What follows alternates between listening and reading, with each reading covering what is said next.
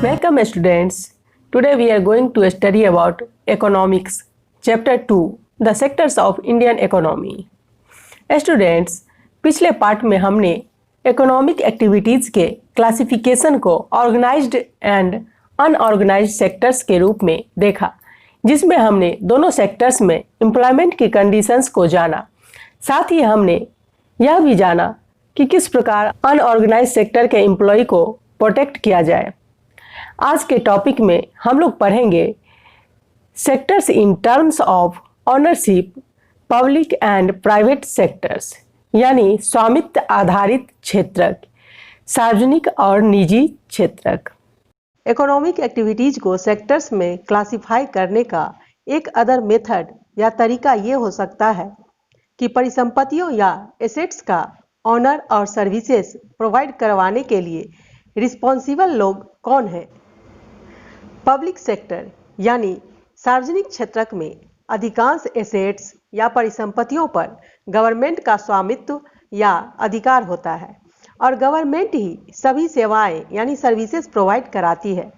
Private sector में यानी निजी क्षेत्रक में एसेट्स या परिसंपत्तियों पर ऑनरशिप और सर्विसेज उपलब्ध करवाने की रिस्पॉन्सिबिलिटीज या जिम्मेदारी एक व्यक्ति या पार्टिकुलर पर्सन या कंपनी के हैंड में होता है। रेलवेज और पोस्ट ऑफिस पब्लिक सेक्टर्स के एग्जाम्पल्स हैं, जबकि Tata iron and steel company private limited, TISCO अथवा रिलायंस इंडस्ट्रीज लिमिटेड जैसी कंपनियां प्राइवेट सेक्टर के एग्जाम्पल्स हैं, जो कि एक पार्टिकुलर पर्सन के ऑनरशिप में चलती है। प्राइवेट सेक्टर की एक्टिविटीज का मेन पर्पस प्रॉफिट्स कमाना होता है। प्राइवेट सर्विसेज पाने के लिए हमें इन निजी ऑनर्स और कंपनीज को मनी पे करना पड़ता है या मूल्य चुकाना पड़ता है। पब्लिक सेक्टर्स का पर्पस या उद्देश्य केवल प्रॉफिट कमाना नहीं होता है। गवर्नमेंट सेवाओं पर किए गए खर्च की भरपाई टैक्सेस या अन्य तरीकों से करती है। आधुनिक दिनों में गवर्नमेंट सभी तरह की एक्टिविटीज पर खर्च करती है। अब ये सवाल उठता है कि ये एक्टिविटीज क्या है, गवर्नमेंट ऐसी एक्टिविटीज पर स्पेंड क्यों करती है। आइए पता करें। कई ऐसी चीजें हैं जिनकी जरूरत सोसाइटी के सभी मेंबर्स को होती है, लेकिन इन चीजों को private sectors fair cost per या उचित कीमत पर प्रोवाइड नहीं कराते हैं। क्यों? क्योंकि इनमें से कुछ चीजों पर बहुत अधिक मनी इन्वेस्ट करने पड़ते हैं, जो प्राइवेट सेक्टर्स के कैपेसिटी से बाहर होती है। इन चीजों को यूज करने वाले हजारों लोगों से पैसे कलेक्ट करना भी आसान नहीं है। फिर भी यदि वे इन चीज़ों को प्रोवाइड कराते हैं तो वे इसकी हाई रेट वसूलते हैं, यानी काफ़ी ऊंची कीमत लेते हैं।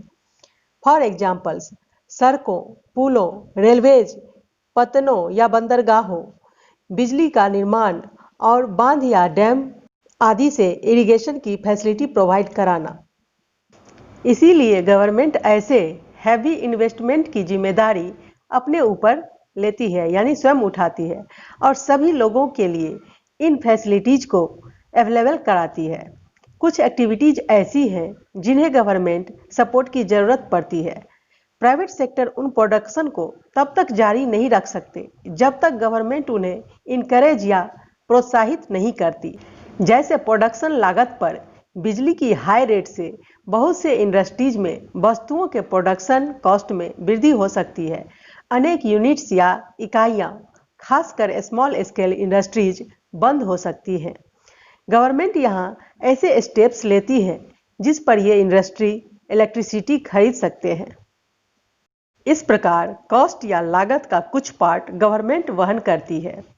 इसी प्रकार इंडियन गवर्नमेंट फार्मर्स से फेयर प्राइस पर गेहूं और चावल खरीदती है, इसे अपने बफर स्टॉक एंड गोडाउन्स में स्टोर करती है और राशन शॉप्स के माध्यम से कंज्यूमर्स को कम रेट पर बेचती है। जैसा कि आपने क्लास 9 में फूड सिक्योरिटी यानी खाद्य सुरक्षा चैप्टर में इसके बारे में पढ़ा है। गवर्नमेंट कॉस्ट या लागत का कुछ पार्ट खुद वहन करती है, यानी खुद उठाती है। इस प्रकार गवर्नमेंट फार्मर्स और कंज्यूमर्स दोनों को हेल्प या सहायता पहुंचाती है। अधिकांश इकोनॉमिक एक्टिविटीज ऐसी हैं जिनकी प्राइमरी रिस्पॉन्सिबिलिटीज गवर्नमेंट पर है। इन पर इन्वेस्ट करना गवर्नमेंट की अनिवार्यता है। फॉर एग्जाम्पल, सभी के लिए हेल्थ एंड एजुकेशन की फैसिलिटीज अवेलेबल कराना। हम लोगों ने चैप्टर 1 में कुछ एक्टिविटीज पर विचार किया है। सही तरीके से स्कूल्स चलाना और क्वालिटी एजुकेशन, खासकर एलिमेंट्री एजुकेशन या प्राथमिक शिक्षा उपलब्ध कराना गवर्नमेंट की ड्यूटी है। इंडिया में इलिटरेट पॉपुलेशन यानी निरक्षरों की संख्या विश्व में सबसे अधिक है। इसी प्रकार हम जानते हैं कि इंडिया के लगभग आधे बच्चे कुपोषण के शिकार हैं और उनमें से 1/4 गंभीर रूप से बीमार हैं। हमने इन्फेंट मोर्टालिटी रेट के बारे में भी पढ़ा है।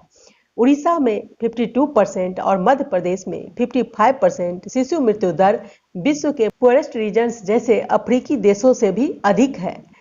गवर्नमेंट को भी ह्यूमन डेवलपमेंट के एस्पेक्ट्स पर, जैसे सेफ ड्रिंकिंग वाटर की उपलब्धता, गरीबों के लिए हाउसिंग फैसिलिटीज और फूड एंड न्यूट्रिशन पर ध्यान देने की आवश्यकता है। गवर्नमेंट का यह भी कर्तव्य है कि वह बजट बढ़ाकर अत्यंत गरीबों की और देश के सबसे उपेक्षित या इग्नोर्ड रीजन्स की देखभाल करे। Now let's recall the chapter.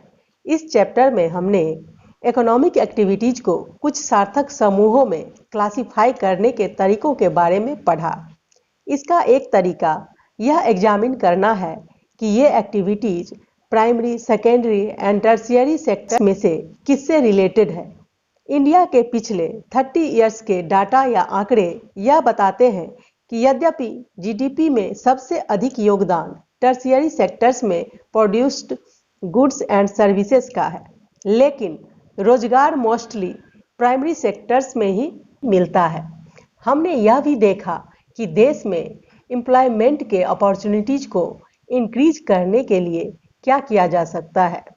Second classification में हमने ऑर्गेनाइज्ड और अनऑर्गेनाइज्ड सेक्टर्स में काम करने वाले लोगों की कंडीशंस पर विचार किया। अधिकांशतः लोग अनऑर्गेनाइज्ड सेक्टर में काम कर रहे हैं और उनके लिए प्रोटेक्शन की भी आवश्यकता है। तीसरे क्लासिफिकेशन में हमने पब्लिक और प्राइवेट सेक्टर्स की एक्टिविटीज के बीच डिफरेंसेस का अध्ययन किया और देखा कि पब्लिक एक्टिविटीज को कुछ सर्टेन एरियाज या निश्चित क्षेत्रों पर फोकस करना महत्वपूर्ण क्यों है। अब आपको स्क्रीन पे इस चैप्टर से रिलेटेड कुछ इंपॉर्टेंट क्वेश्चंस दिखाए जा रहे हैं। आप इसे अपने नोटबुक में नोट कर सकते हैं।